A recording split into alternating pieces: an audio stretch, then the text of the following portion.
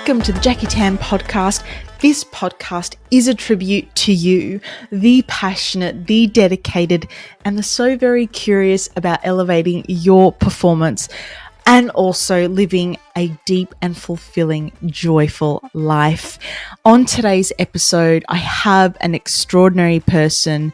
His name is Dr. Paul Wood. And if you have ever felt trapped by your circumstances, or if you've ever felt like there's been this barrier to who you want to become or where you are in life and the dream that you have for yourself, then Dr. Paul is going to smash all of that for you. Dr. Paul Wood is a psychologist. He's a speaker, coach, and author whose life story is a very powerful example of turning your life around. His early years, he struggled with drug use, violence, and he committed a crime that resulted in him being sentenced to almost 11 years in prison. But what's most incredible is the way he turned his life around. I'm so grateful to Dr. Paul for coming on the show and talking about his upbringing and what got him to prison, but ultimately what completely changed his life and how he's helping others do the same today. So enjoy this episode with Dr. Paul Wood. Dr. Paul, thank you so much for chatting with me today. Welcome to the show. Oh, real pleasure to be here. You are an author, two-time author. You're a keynote speaker. You're a very sought-after coach. You've helped world-class athletes, many organizations and individuals recognize and realize their potential. And for those who are hearing about you for the first time today, they would hear that, and I don't think there is any way that they would ever believe that you had a pretty rough start in life, addicted to drugs. You murdered your drug dealer and consequently spent 11 years in prison.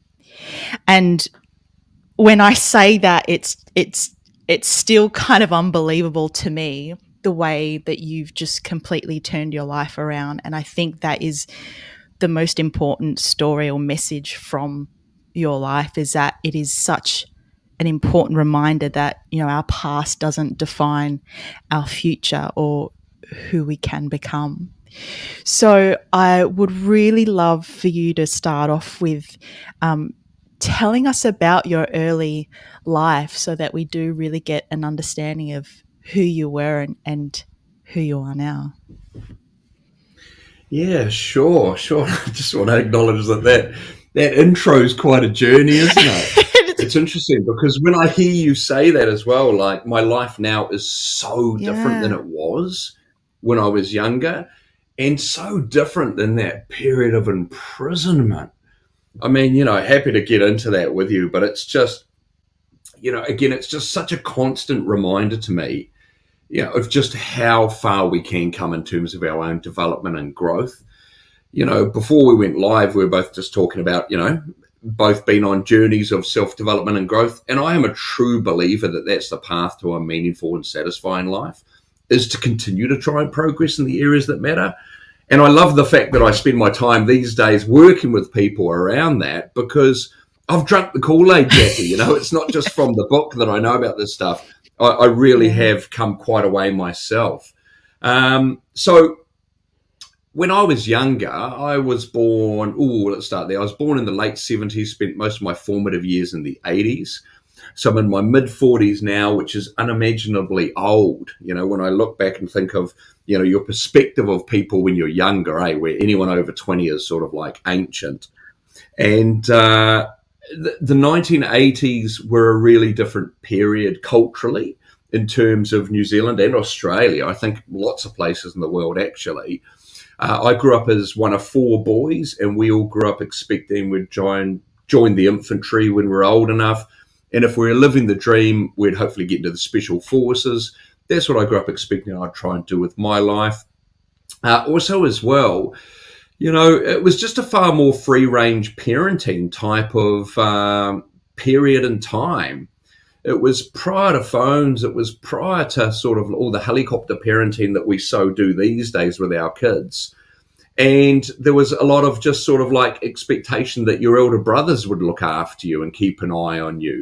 And I was the third born, and that was really the sort of existence, go out. And I grew up in an area in New Zealand where there was lots of access to the bush. So we spent a lot of time in the bush catching eels and crawlies and other things like that, and then coming home in the evening. And I was always a kid who wanted to be seen and valued, to get some attention. I think that's kind of like a middle child dilemma a little bit. In psychology, we often talk about birth order. Now, there's not really solid evidence around this stuff, but a lot of it does appeal anecdotally, whereas the firstborn child is sort of like rewarded for being the little parent, and they have expectations and responsibilities on them. The baby, wherever they come, they just get love just for being the baby, so they tend to be quite relaxed. Whereas the middle children are often the born rebels, they're the ones who are trying to fight for a bit of attention and love. And I think I was a bit like that growing up. Geez, my wife would probably say I'm still like that, fighting for attention and love.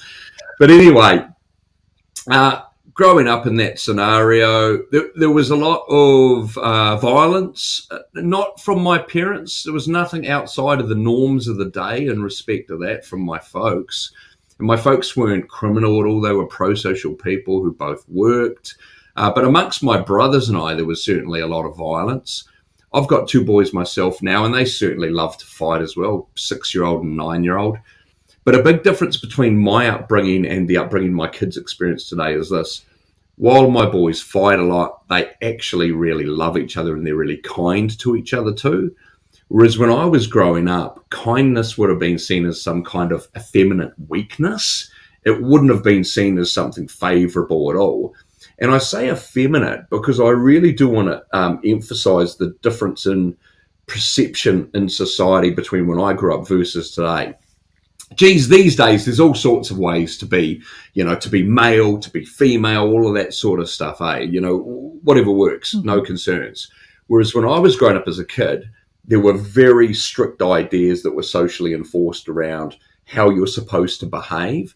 And as a male growing up, there was no allowance really for anything that might have been perceived as unmasculine in the traditional sense.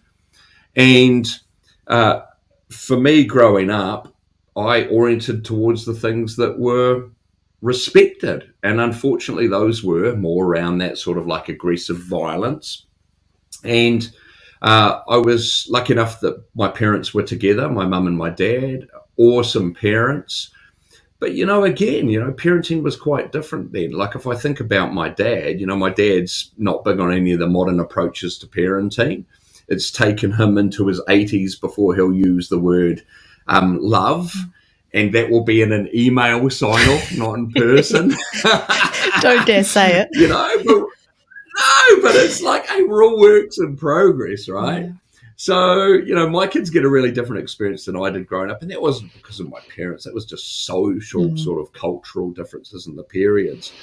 And I hit my teenage years and I started to experience all these emotions that made me feel vulnerable, like self-doubt and self-consciousness and worry and all of this. And I had grown up thinking I wasn't supposed to feel anything associated with vulnerability because that was weak. And as a man, I wasn't supposed to feel anything weak or to be weak in any way. And so, I thought there was something wrong with me when I started to experience this stuff. And the people around me self-medicated. That's how they dealt with things, alcohol and drugs. So that's what I did too. So from about the age of 12 onwards, I was getting drunk on a regular basis. I was smoking heaps of weed. I was doing whatever else was around. And part of that was to help me not be present with my own emotions and my own reality, to escape a bit of that.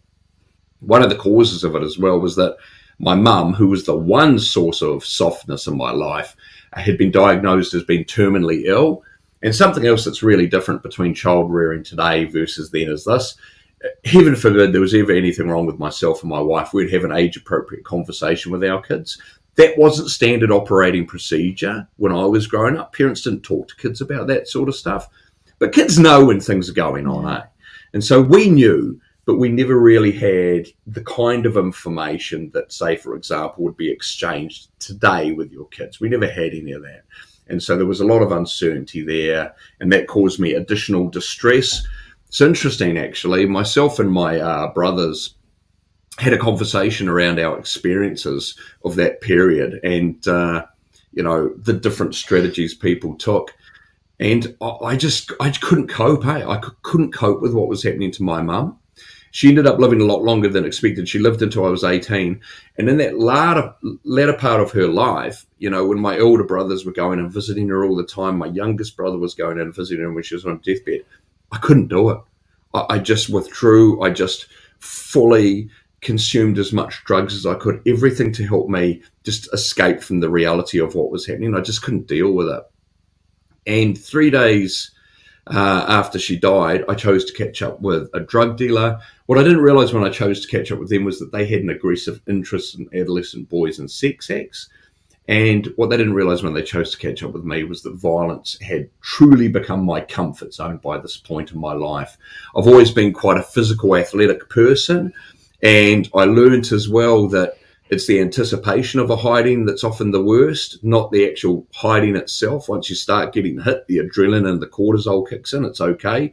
It's that waiting for it to happen. So I developed a bit of a bias for action in terms of violence, whether I was going to be the victor or the person getting the hiding.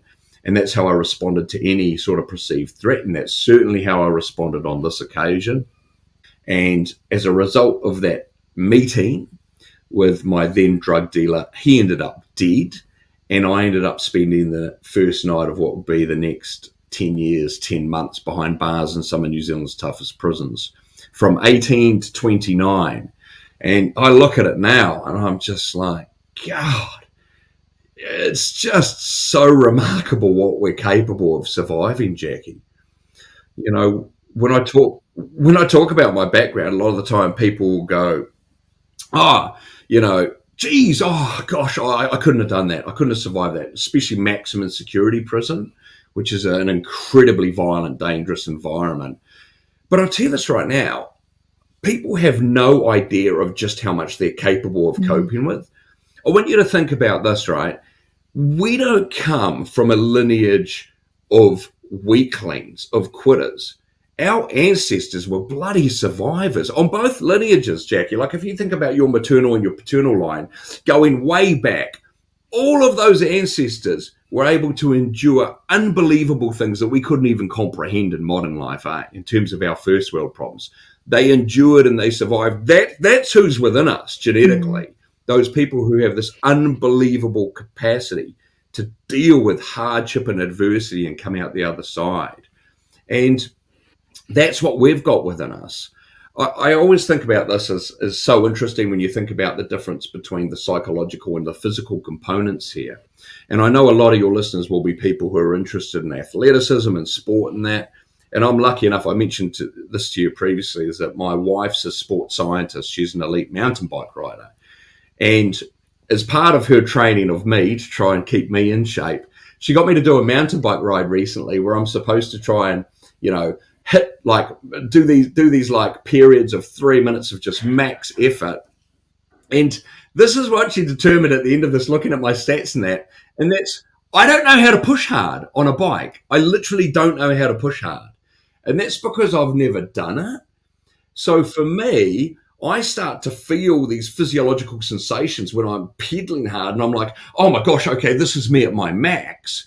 Whereas someone like my wife, who's an elite athlete, can look at the data, can look at the heart rate and all the rest of it and go, you don't know what pushing hard actually is. You thought that was pushing hard, but that's not pushing hard. Does this make sense? Of course. I find it so interesting. Like, it's all about conditioning at the end of the day, but also yes! What I find, I've heard you say this in a previous interview, what is your baseline of misery? And I love that. But I also go, well, what about, I mean, this is no judgment, but what about, there would have to be people, there's a range of what people have gone through, what you would classify as misery.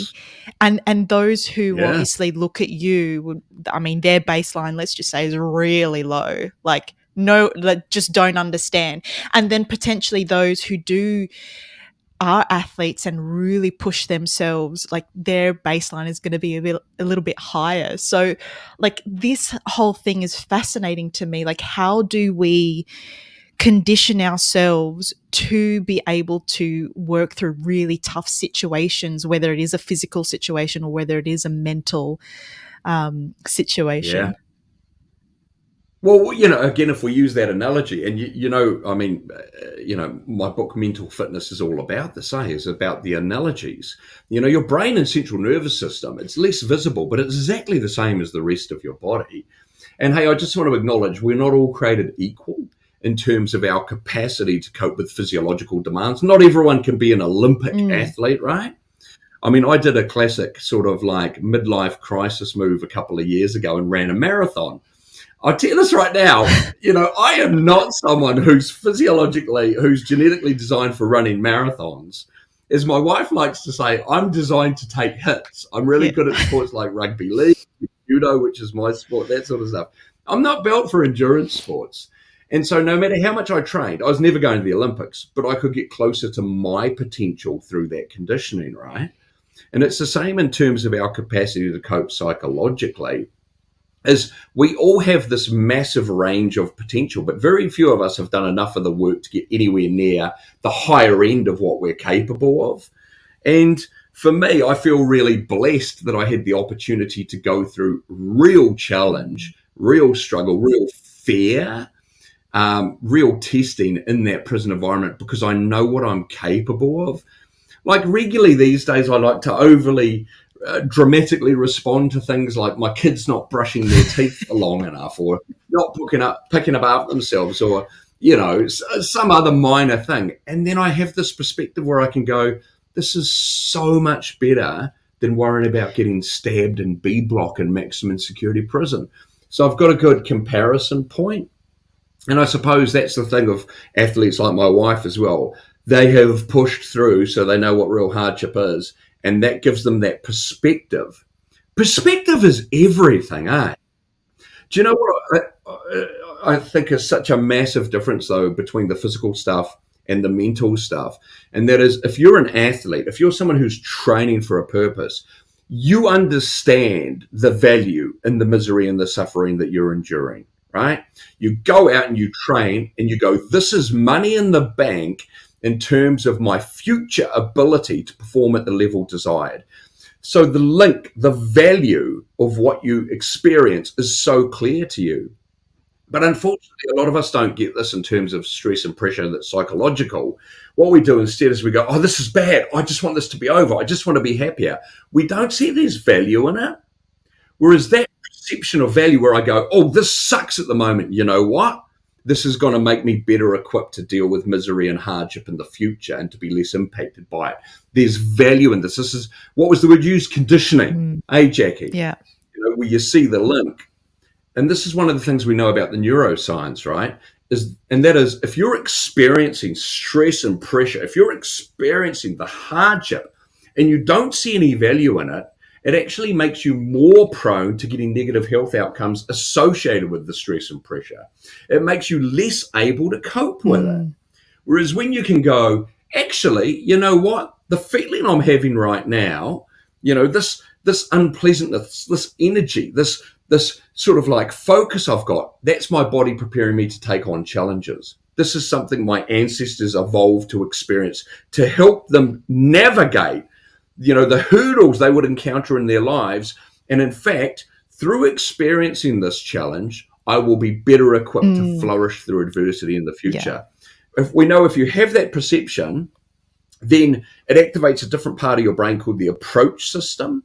And this is where you get dopamine released. And dopamine is about mood, motivation, and movement, right? It's about that ability to pursue rewarding goals. And it completely transforms what goes on in your brain, makes you less likely to get negative health outcomes, makes you more likely to come out the other end resilient and better able to cope and push through. But you have to perceive the value in the experience.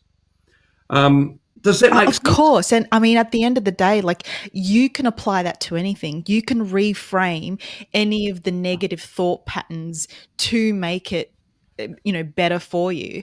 And like you said, obviously the physical training is easy to do because you end up getting that tangible outcome, where the mental side, it's not as tangible as, muscle girth growing, or like able to run further or faster or whatever it is. Like, you don't get those tangible outcomes, or we don't perceive we get those outcomes. But if we turn Yeah. up to a really difficult situation where we potentially are engaging in an argument, or maybe it is like a negotiation situation, contracts, whatever it is, knowing how to mentally bring yourself back to a grounded and calm state, and move forward Yeah. with that in mind. I think, yeah, like the mental side of things, we need to be reframing that and embracing those really tough emotions that come with that, so that we can, show up in situations in a way that it's going to benefit us and we're really proud of at the end of the day. Yeah, absolutely. And I think, that less tangible part in terms of the milestones, that makes it harder. Uh, but also, as well, think about this: our expectations are just completely wrong. So, if I have the expectation physically that I want to get fitter and stronger, I want to increase my cardio base, I want to be able to engage in higher levels of resistance in terms of my muscles and that, I know that experiencing the challenge is how I get closer to that goal. I don't go, I want to get fitter and stronger, and so my expectation is that I should be completely physically comfortable and relaxed at all times. Whereas what we do mentally is we have this expectation that, oh no, I'm always supposed to feel happy and calm and pleasant. That's complete rubbish. There's no way that is consistent with reality. No, you're not. You're not always supposed to feel happy. You're not always supposed to feel good and calm and pleasant. In the same way as that life will require you to put your body under physical challenge, where there'll be some resistance there, the same is true mentally and emotionally.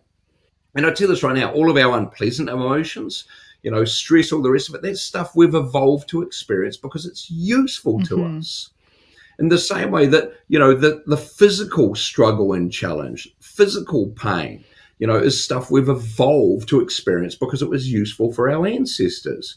And on that note, this is a really interesting to think about. I always think about our behavior now through the evolutionary lens. Evolutionary psychology was a massive influence on me in terms of helping me understand myself, the reality of the human experience. And think about this. The reason it's difficult for us to engage in physical activity, the reason I thought I was pedaling fast and really I wasn't, is because my mind was telling me that, oh, no, I don't want to feel this way. Hey, stop doing this. Stop putting in this effort because this hurts. And the reason we've evolved to experience that is calorie conservation.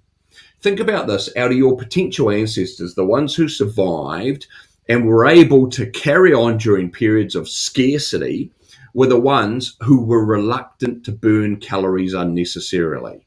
And the reason for that is simple. For our ancestors, they didn't know when the next meal was coming. So if you were just busy burning calories, here and there without any concern around it, you wouldn't survive periods of scarcity. Whereas for the ancestors who were more reluctant to engage in calorie consuming activity, they were more likely to only do so when it was likely there would be a benefit or a reward associated with it, and they would therefore be able to survive greater periods of scarcity. The problem for us these days, of course, is there's no scarcity anymore. But in terms of, so this now, but you're 18 when you get the sentence. What is going through your head? And in your book, Mental Fitness, you talk a lot about stress and how to cope with stress. And there's good stress, we need stress, but also there's not so good stress. And I can imagine, like, obviously being in prison, you're in constant vigilant mode. You're trying to basically stay alive. Like, how, as a young person, do you deal with all of that? Well, I didn't deal with it in a healthy way. So, Yeah, right. I was in at 18. I was sentenced, I was given 10 to life, 10 years was the minimum non-parole period you could get for being sentenced to murder. And I was sentenced to murder because I chose to go significantly beyond what was required of me in terms of self-defense in the situation I was in. There was a point where I defended myself. I could have allowed him to leave my house, and instead I chose to take actions that unnecessarily ended his life. So I very much earned my place in the prison system. But instead of coping with that effectively, I just got as high as possible all the time. And there's no shortage of drugs in prison because there's no shortage of drug dealers and drug addicts. And also as well, I adopted this victim mentality, which meant that I didn't have to take responsibility for my actions. I blamed everyone else. It was everyone else's fault. It was him for attacking me. It was the police for prosecuting me for murder when this should have been manslaughter. It was the lawyer, it was the judge, it was everyone else's fault. It wasn't me. Poor me, right? Who had all of these experiences and circumstances that led me here. And having that victim mentality was a super disempowering place to be, because having a victim mentality robs you of the ability to actually take ownership of your life and to take the steps necessary to improve your future. But psychologically, it's often an easier place for people to be, because if it's everyone else's fault, if it's not your fault or responsibility, then you don't have to carry the weight of that. And so drug use and a victim mentality were the coping strategies I went to, but they were not healthy ones. They were not ones that would serve me well going forward. And it was when I started to take ownership of my life and my actions and not think that it was everyone else who needed to change to suit me to make things better, that actually it was up to me, and that I was responsible for every choice that I'd made that led me into this situation, and I needed to be responsible for every choice that would lead me out of it. That's when my life really started to change. And in terms of the drug use, it's an interesting one, because when we think of addiction, right, a good way to think of addiction is this. Addiction is the progressive narrowing of what gives you pleasure. So if you're a normal person with a normally functioning brain, you can get pleasure from all these little things in life, maybe from eating something nice, spending time with people who you love and who love you, all of these different bits and pieces, Whereas when you become addicted to something, those things no longer give you pleasure. What gives you pleasure, it becomes more and more narrow. It's just the source of the addiction. And one of the things that we do is when we want to change habits, addictions, problematic behavior for us, whatever that means, is we focus on just trying to quit whatever it is which is causing us problems. Whereas actually that's really unhelpful in terms of sustained change. What you're way better off doing is focusing on what you want to get. What is it that you actually will benefit from in terms of no longer having the addiction, no longer having this problematic behavior?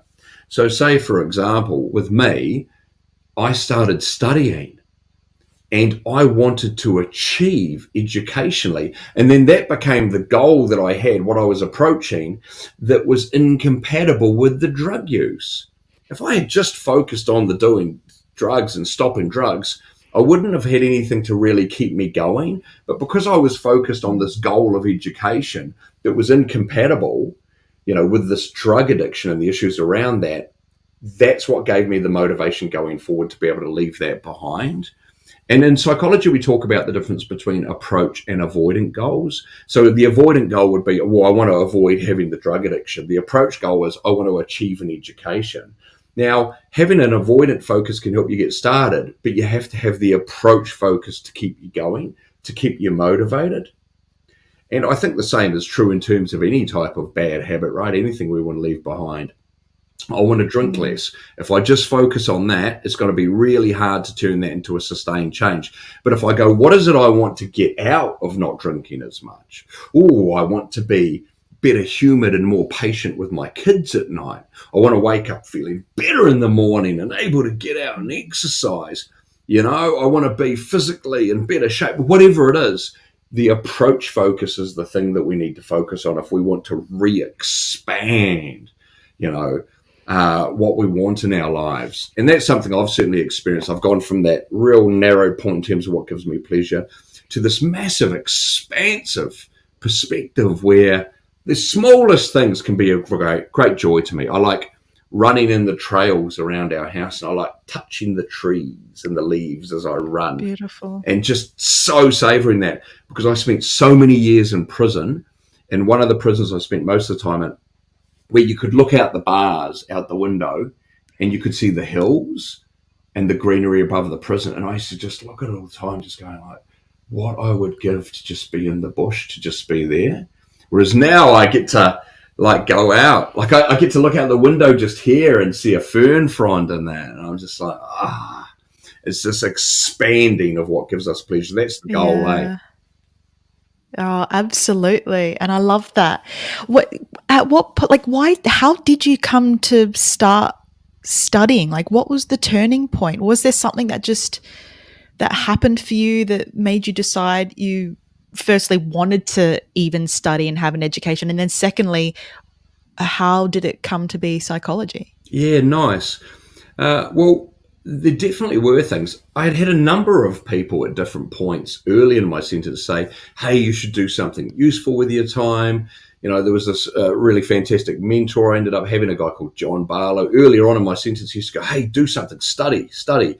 But earlier on, I couldn't relate to that. I was too, unable to sort of like get beyond my drug addiction and trying to escape reality or anything. And then I had other people, like, for example, one of them was a gang member with full facial gang tattoos who was serving 19 years for armed robberies and escapes. We actually planned an escape together, which I detail in my first book. But he was the one who had said to me, you've got to sharpen your mind as a weapon when you're in here. You've got to stop wasting your time.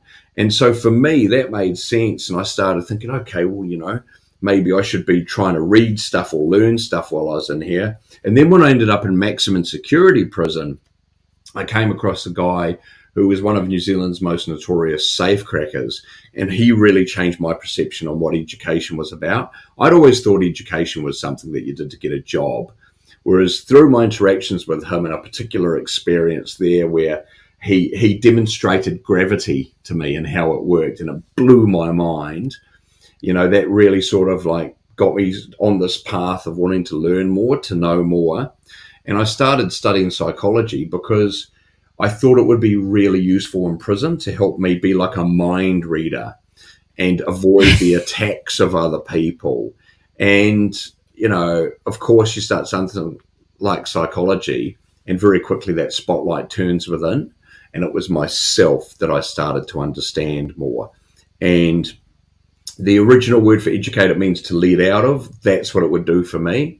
I started studying, and the more I studied, the bigger my world became. People who end up in prison and who end up on that recidivist cycle of prison and release are people who inhabit very small worlds, both in terms of the options they're aware of in life, but also what they think life is about.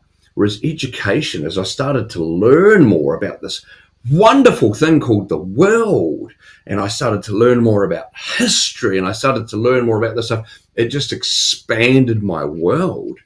And it also made me aware of how many more options there were out there for me in terms of what I could do. And it gave me confidence too, Jackie. I had these experience of small wins through study, where I passed an assignment, and then I passed a paper, and then I got a degree.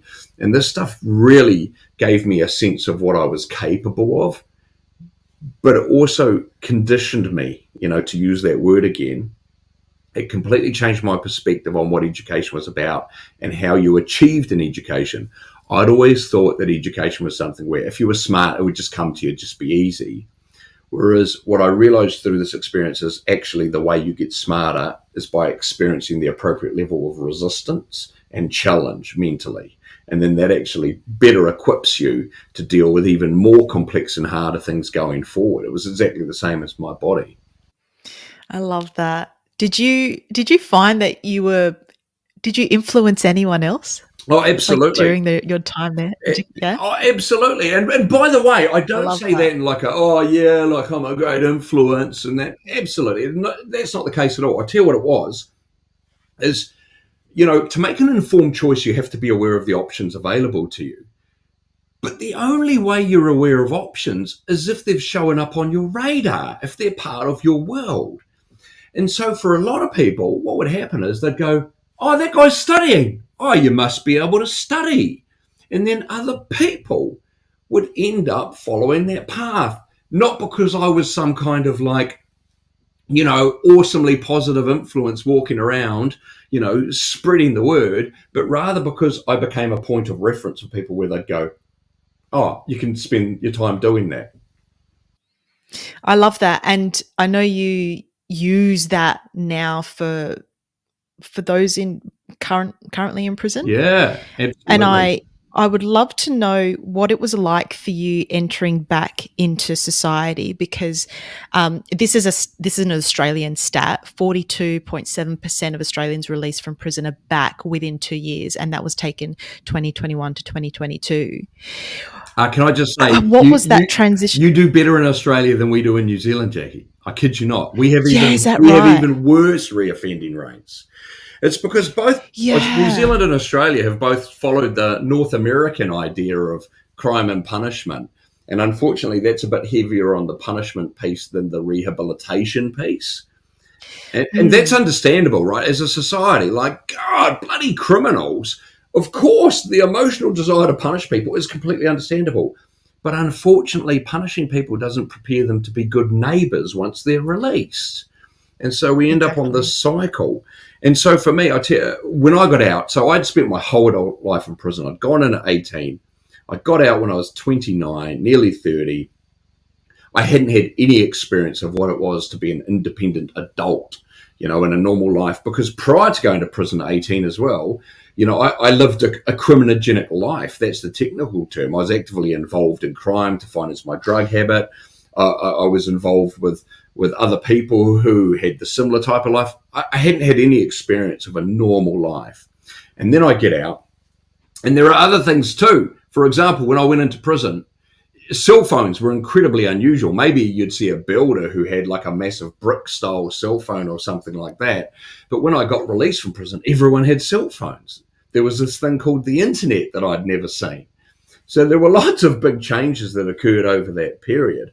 And I remember when I got out of prison, I had the sense that people could tell there was something wrong with me, something different about me, that I didn't fit in, because I didn't understand any of the rules. I didn't understand how things worked.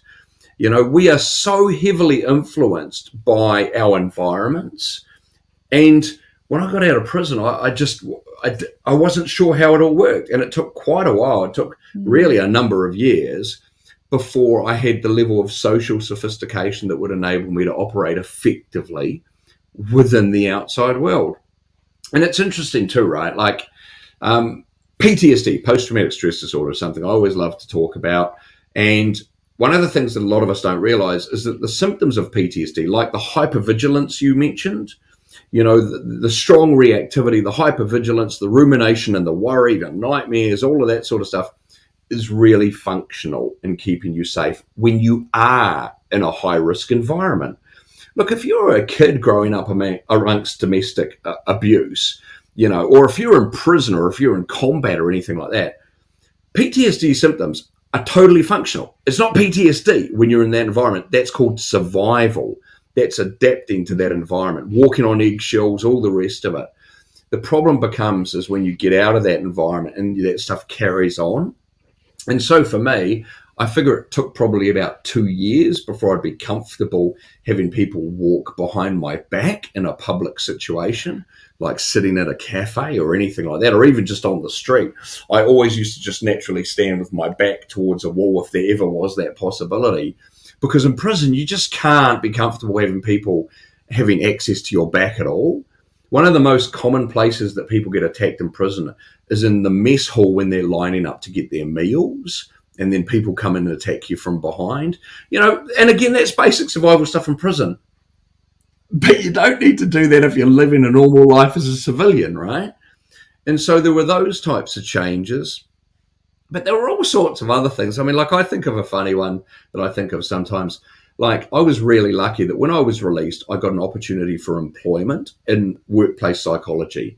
And my particular passion in the area that my professional expertise really relates to is in development, right? So I would facilitate a lot of workshops. I still facilitate heaps of workshops in leadership development, resilience, that type of stuff now.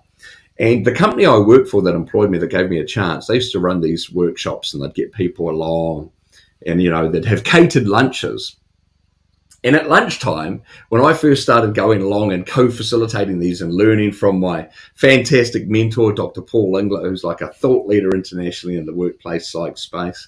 Anyway, I would go along, they'd have these catered lunches, and I would straight away go and pile up my plate with all of this food. And I remember Dr. Inglet pulling me aside and saying, hey, you have to let the clients eat first. You let the clients eat first, and then you wait. And then you have a reasonable amount, and then if there's leftovers, you go back. But Jackie, I just didn't have any understanding. Do you know what I mean? I think I'm so lucky that I had the opportunity to work in a corporate environment and really have my rougher edges sort of, just sorted out. And I think that's true for a lot of us, right? Like, if you haven't worked in a corporate space, then it's quite easy to have some rougher edges and not really get, the differences in terms of social etiquette, where I was very fortunate to have that experience and to have really confident and competent mentoring. Because if you don't get feedback, you don't have insight. And if you don't have insight, you're not going to have the motivation to be able to change anything. So I was incredibly lucky. I had someone like Dr. Inglet who was, a straight shooter who would tell me stuff like that. Because imagine if he had just sat there like so many of us do and just gone, oh, no, I don't want to upset him, so I won't say anything. I never would have had the opportunity to get better at being a person, right?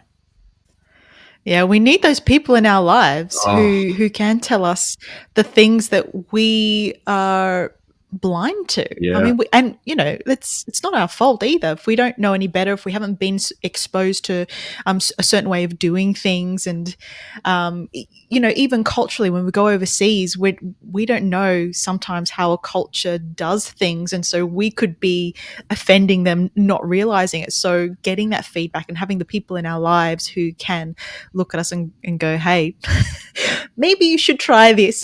You might find you'll get a different response, is so critical. But it's also been open to it, right? And again, absolutely. I love this idea. There's this book written called Going Pro, which is basically about this. How can I take the ideas and the mindset that you would use as a professional athlete and use those in other parts of my life where they might be of value? Because if you think about it in terms of being an athlete, there's no way you don't want to have metrics around how you're performing and how you're doing, because those metrics give you the benchmark that you use to engage in improvement. Yet what we do personally is we shy away from all this stuff. No, I don't want to hear anything that I might find hard to hear. No, I don't want to know anything, like that. God. Guilty. Right, I am the same. Just tell me I'm great, But the reality is, exactly, is if we want to get better, we need to be conditioned to actually hearing some things that are unpleasant. But also, hearing something that makes you feel unpleasant, that's good, because that's what motivation feels like. I mean, let's imagine you were to come to me, Jackie, and you were to go, oh, hey, Paul, I've really been finding you quite unhelpful to work with because of you doing this.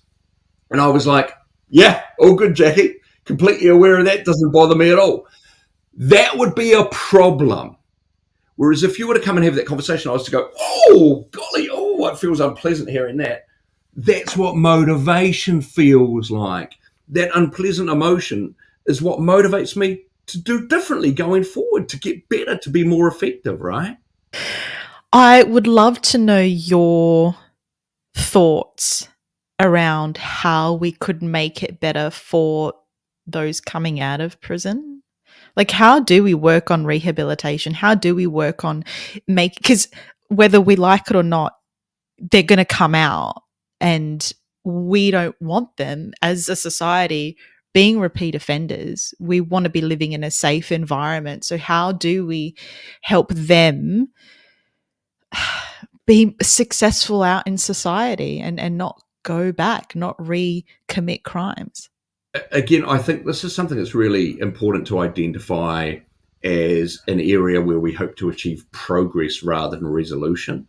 There's no silver bullet that's going to make everyone stop reoffending, but there are things we can do differently which will increase the likelihood that we're moving in the direction we want to go, which is less people reoffending. And it actually relates back to what we were just talking about, feedback.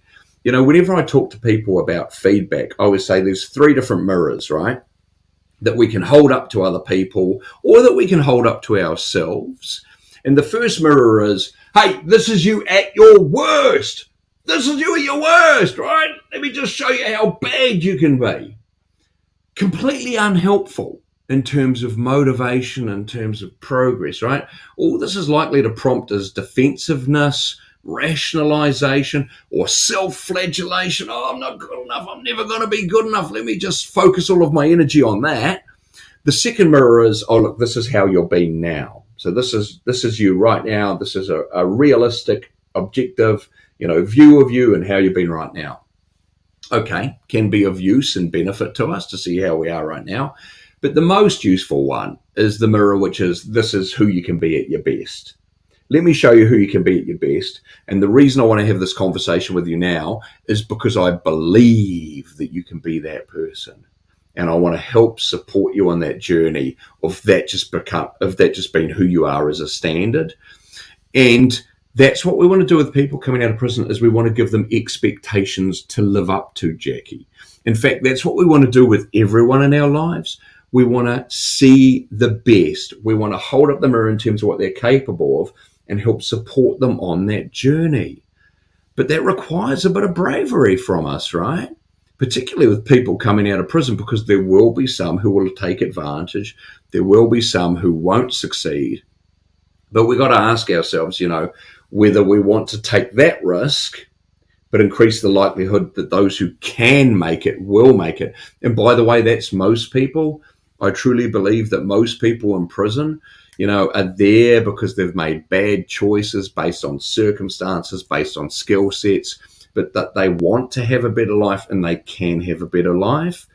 There are some people, you're just psychopaths and you're people who are so mentally damaged through their own lives and experiences that really what we want to hope to do as a society is mitigate their risk to the public. But those are a far smaller percentage. Those stand out even in prison, those people, because they're not the norm even in that environment. But again, we've got to give people expectations to live up to. And unfortunately, that means that we have to risk them not meeting those expectations sometimes. What does that look like? Yeah, look, I think part of it is that, we need to look at this and go, as a community, what are the things that we could be doing better? For example, let's not just rely on the system. Let's not just rely on parole officers for people once they've been released. Let's go, hey, as members of the community, how can we get the retirees involved in a bit of mentoring and a bit of support of people coming out of prison? What are the organizations that can be able to actually create a bit of a pathway for people back into the workforce and to do so deliberately? And there are a number of organizations that do that across Australasia and do a great job, but how can we make that more the norm? And the most useful thing, though, to be honest, Jackie, and I always talk to people about this, the most useful thing is early intervention with our at-risk kids. It's stopping people even coming into contact with the system. The system is such a hard ask in terms of fixing it. People often use Norway as an example. Norway had very similar rates of reoffending and imprisonment to New Zealand and Australia, and then they radically changed how they approach corrections. So they changed it away from being this punitive, let's lock you up and mitigate risk, to this more development-focused approach. Let me give you an example. The corrections officers, the guards in prisons in Norway, undergo extensive training and basically operate like coaches and mentors for inmates. The inmates are given massive amounts of opportunity to behave in ways that would replicate what a functional civilian would do in terms of making their own choices around cooking, around shopping, stuff like this. Far more liberty. But with that comes greater risk of people abusing the rules, right? But a big difference between Norway and New Zealand and Australia is this. In Norway, all of the major political parties have agreed not to use crime and punishment as a political football.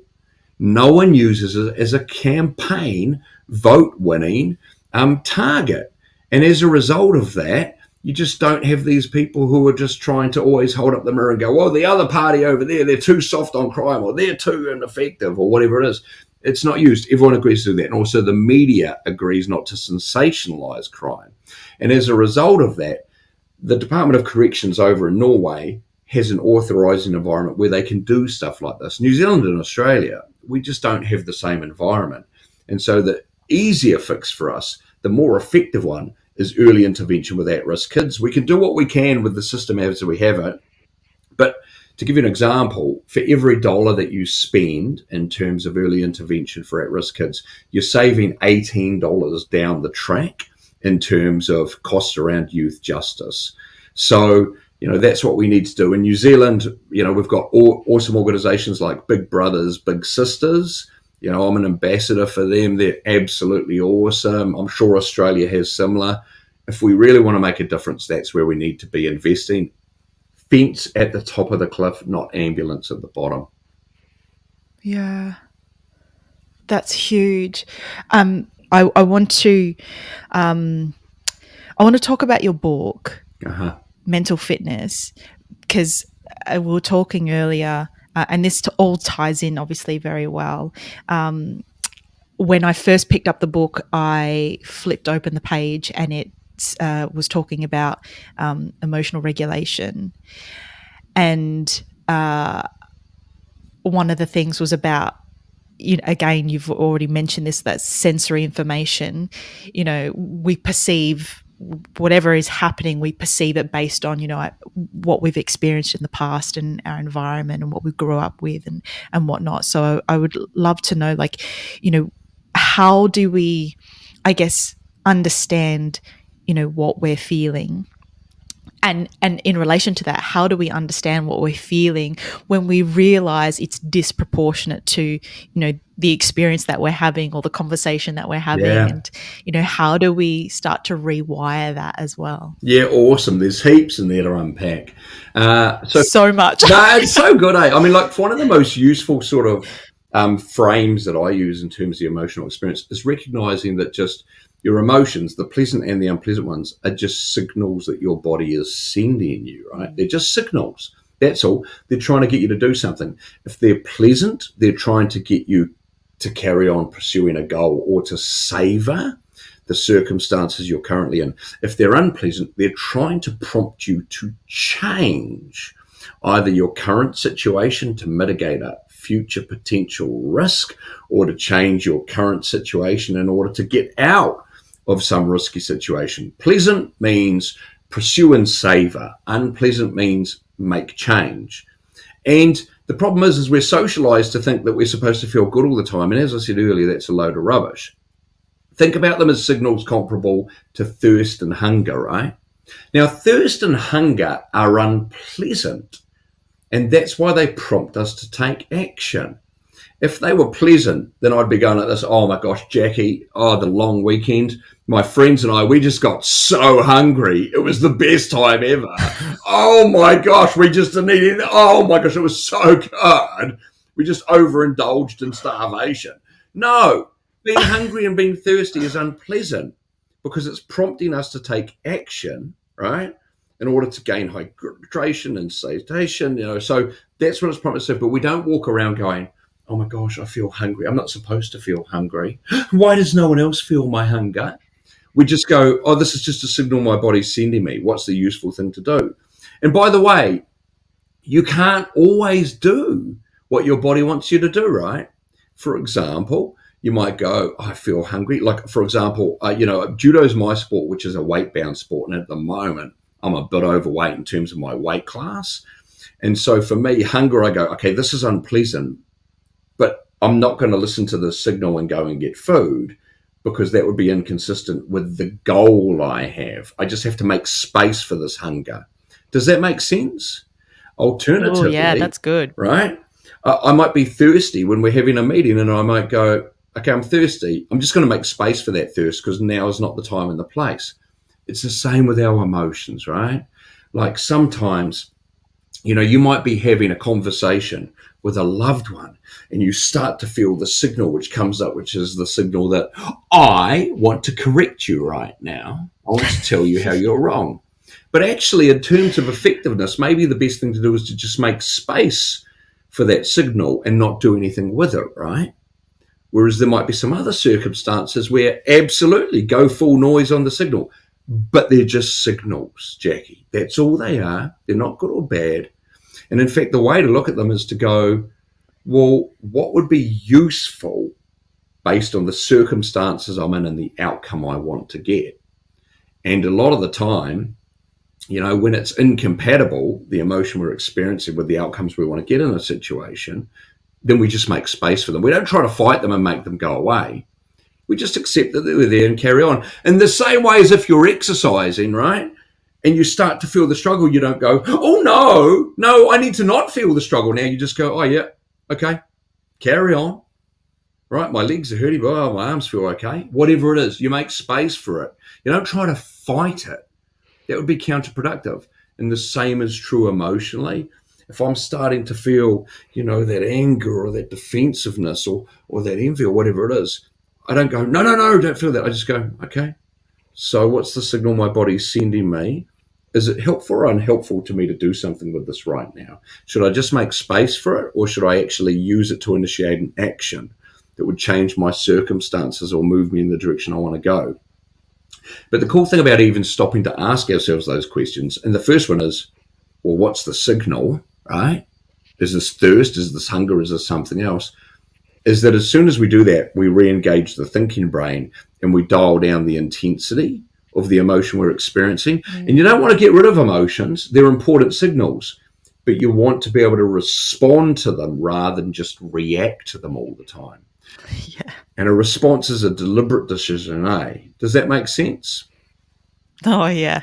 Yeah. But geez, that is a work in progress, Jackie, because for our ancestors, reaction was not key. Easy. No. Yeah. Yeah, and that's the thing. Again, if we use that evolutionary perspective, and it's so important to do so because we have a Stone Age brain in a modern world. If we use that perspective, then we go, our ancestors' natural tendency was to assume the worst and to overreact. Why? Because that was more likely to keep them alive and contributing to the gene pool, right? If you assumed the worst and overreacted, you were more likely to mitigate a potential risk. And if you were wrong, no survival cost, right? If I'm walking along and I see a shadow cross my vision and I get really cautious here and I go, oh no, that was just a branch blowing in the wind. There's no survival cost to me in terms of assuming the worst and overreacting. But if that is actually an enemy coming towards me, or a saber-toothed tiger coming at me, I'm not sure about the accuracy of that historically, right? But if it is, then I'm prepared for it. Does that make sense? Yeah, of course. How do we, I know you've said to make space, and I really love that because it allows for us to kind of, like you said, think about it. And that creates space, that creates that pause so that we're not reacting. But then what? Yeah. We're not reacting. We have that want, that it's there. It's the urge to, could you say, fight back or react to wife, husband, partner, child in a certain way. Poor driver in that other car that hasn't gone at the green light. Yeah. Oh, guilty. How do we start to what is making space, and then how do we use that space so that we are then responding and not so much still reacting? Yeah, it's interesting, eh? Because there's different ways you can think about it, right? Like making space is just not fighting the emotions, noticing them, making space for them and carrying on. And in psychology, we often say this: the difference between a reaction and a response is 3 seconds.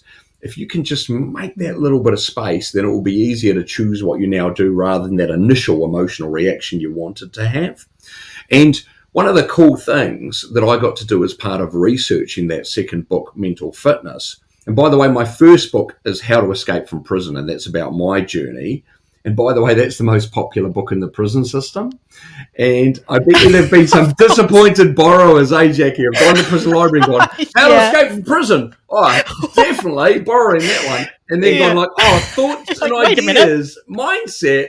But anyway, one of the cool things when I wrote Mental Fitness, which is really my professional passion, is that whole, how do you get better at flourishing through adversity, of having the best, most meaningful, satisfying life possible, of coping under pressure.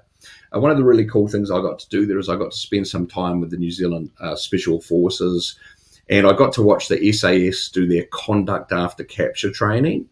And that's where you prepare for the experience of what it is like to be a hostage or a prisoner of war, so that if ever actually happens, you're better equipped not to be overwhelmed by it, to cope with it and make better decisions. Going back to that conditioning that you mentioned earlier on, it's conditioning for that, so that you can deal with it. But as part of that, the psychologists involved there were incredibly generous with me in terms of sharing what's called the Big Four skills that are taught to the Special Forces as part of the Five Eyes internationally. This originally comes out of research done through the Navy SEALs, because, of course, the Americans have so much money to do heaps of research. And there are specific techniques that you can use. And some of them will be things that we naturally do anyway, particularly anyone who's done exercise will relate to mini goals, for example. And this is where you shrink the horizon and you go, okay, well, what is my goal that is not too far away that I can just focus on to get to next? Like for me, when I was marathon training, it would be sort of like, okay, I just need to get to the top of that hill, just need to get to that lamppost, whatever it is, right? We break it down. A lot of us do that naturally. But what you can learn to do is to do that way more deliberately. So say, for example, my biggest daily stressor is non-compliance for my kids. And so instead of just freaking out around that, I might go, right, well, my little mini goal here is I need to grab the little one and get them into the bathroom and then put the timer on and put the toothbrush. Do you see what I'm saying? I'm breaking it into those mini steps. So that's the next thing, right? But also as well, part of the goals piece of the Big Four, there's the mini goals, breaking it down. But there's also this clarity around why you're doing this. Why does this matter? I remember when I watched this and had this opportunity to interact with the Special Forces, I asked those involved in the selection process, hey, can you tell who's going to make it through and who's not in terms of that first part? And basically it's an exercise in who can make it through the most misery and suffering. That's the first part of it. And they said, you can't tell based on size, shape, experience, color, anything like that, right? They said the single unifying theme that you see across people who make it through the first part of selection, who endure what's required, is they have a clear sense of why this matters to them. And that's a really important one. Why does it matter to you to not just give in to those signals, right? But instead to choose how you respond in a way which is more consistent with your goals. Why does this matter?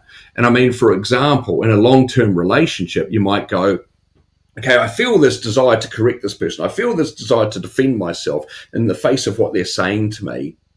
But actually what matters here is the harmony of our relationship going forward. This thing here right now, it doesn't really matter. What matters is us being able to get through this. What matters is us being able to come out the other end, feeling a bit happier, a bit connected. And it's that sense of what matters, that sense of why, that can help you actually move in the right direction. And so that's the goal piece of the Big Four they teach. Why does it matter to you? And what is it that matters? The mini goals piece, but then there are these other components. And one of them that I really love is focus control. And again, a lot of us will be aware of this too. This is where you go, I'm going to choose what I pay attention to right now. And so if you're doing exercise, again, if your legs are hurting, maybe you choose to pay attention to, the bird that you can hear over there, or how your fingers feel. Our attention is like a spotlight. It can only be directed in small areas at any one time. It doesn't light up the whole world for us. And so if we choose what we direct that focus towards, it dials down the intensity of the unpleasant emotions we experience, or sometimes the stronger happy ones, because pleasant ones can be problematic too, right? If you're in a situation where you've just found out that you get to keep your job while all your colleagues are losing theirs as a result of a restructure, it's probably useful for you to be able to put a bit of a cap on that, right?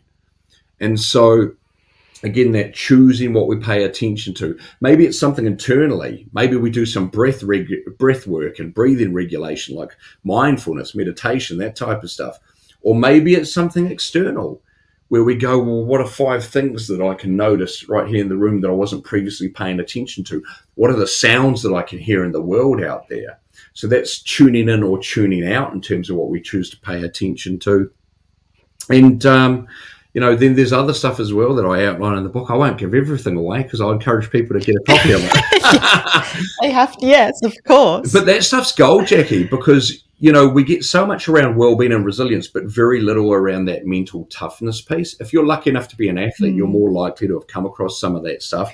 Or if you've, been in the special forces. That was one of the things that I really loved about that book, was getting the opportunity to provide that information to people more broadly. It's such a fantastic book. I haven't finished it yet, Mental Fitness, but I'm 3/4 of the way through, and I loved it. I have my desktop open. Because I've got it on Audible, so I'll actually take notes. I've got a document full of notes. It's been so good, and it's so important to, like, obviously you read something, but hearing it again, it just really does reiterate how important all of this is. And like you said, we do these things without really recognizing what we're doing. And I think it's so great that once we have someone like you who explains, the things that you're doing are really good. And if you intentionally use them, they could be even more powerful. Like, this focused control. When you said that, I'm like, oh, that's right. And I did that, yesterday morning when I was on my run, and I really, really wanted it to be over. Yeah. But then I specifically focused on something, and before I realized, I was like 10 meters from the point of where I was going to stop. I'm like, oh, fantastic. So, like, all of these things are just so useful when we can intentionally apply them to our lives and to, specific situations. Yeah, absolutely. It's and again, like for me, I wanted to call it mental fitness because of the parallels there. And here's another parallel. It doesn't bother me that you haven't listened to it or read it all, and you don't ever need to. What you need to do is to find one small thing you can take from it and apply and turn into a habit, right? It's the same in terms of exercise and health. It's about incremental build over time. Same with this stuff. If your listeners, for example, if one of your listeners today walks away and goes, oh, you know what? I'm going to stop judging my emotions as good or bad based on how they feel. And I'm going to start going, hey, this is a signal. What's the signal? That is all you need to take from this conversation. That's pure gold. If someone else goes, next time that I'm actually feeling some struggle and some challenge, I'm going to go, oh, this is how I become more resilient for the future. That's it. That's all you need to take from this. It's just one small thing. Don't try to take everything, eh? Like with that particular book, I always think, hey, just flick open to whatever adds value to you and just take one thing and try and implement it. Build some momentum on that. That's worth more than reading the whole book or anything else like that, eh? Yeah, absolutely.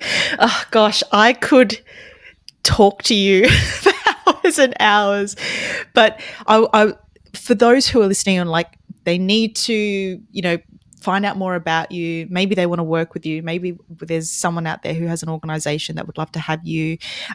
How can they get in touch with you? What do people need to know? Yeah, nice. Well, my website is paulwood.com and LinkedIn, Instagram, Facebook at Dr. Paul Wood. That's all easy. Also, as well, of course, you can get my books, Audible, Kindle. Well, you should be able to order them anywhere as well, where you can get books. How to Escape from Prison is the first one. Mental Fitness is the second one. And yeah, that's probably the best way to get in touch. Oh, also on YouTube as well, of course. And I try to upload, very poorly produced clips on a regular basis with just insights and tools that I personally find really useful that are evidence-based as well. Amazing, Dr. Paul. I have one last question for you, and then I'm going to throw it over to you. So that one last question is, what is one mindset shift listeners can work on now that will positively impact their day today? Okay. That it's all about you and what actions you can take. One mindset shift would be to stop hoping that anyone else in your life will in any way, shape, or form change to suit you, but instead start asking yourself, particularly with those relationships that matter or more difficult, what's one change I can make that will improve the quality of my interactions with this person? One change you can make. Stop hoping people will change to suit you. Too powerful. I love it. And what question do you want to ask of the listener? Oh, okay. If you were your own best cheerleader instead of your own worst critic, what would your self-talk sound like? Boom. I love that question. That's brilliant. Oh, amazing. I'm going to think about that. How often do we quickly go to the negative than we do the positive? So I love that question. Dr. Paul, you are sensational. Thank you so much for chatting with me today. It's been a blast. Oh, Jackie, what a pleasure. What an incredible story. If you want to learn more about Dr. Paul, I will put all the links in the show notes to his books, to his website, and to his Instagram, and also his YouTube channel as well. Thank you, as always, for tuning in. I appreciate you. Make sure you're subscribed to the channel on your favorite podcast platform. And of course, if you're listening or watching this on YouTube, thank you for being here, and hit the like and subscribe and notification bell. And I will see you in the next episode. Thanks for being here.